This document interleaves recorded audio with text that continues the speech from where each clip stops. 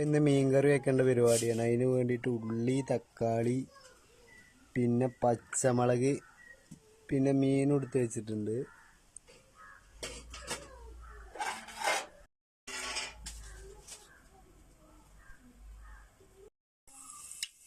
അപ്പം അതാ ഉലുവട്ടു. ഇനി അടുത്ത് കടുക് ഇടുകയാണ്.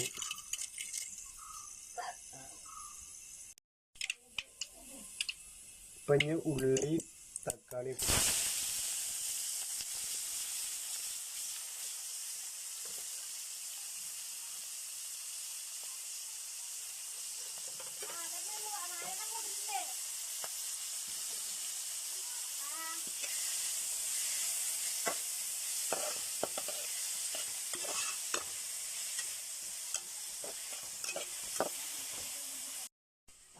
മുളക് പൊടി, ഉപ്പ്, മല്ലിപ്പൊടി,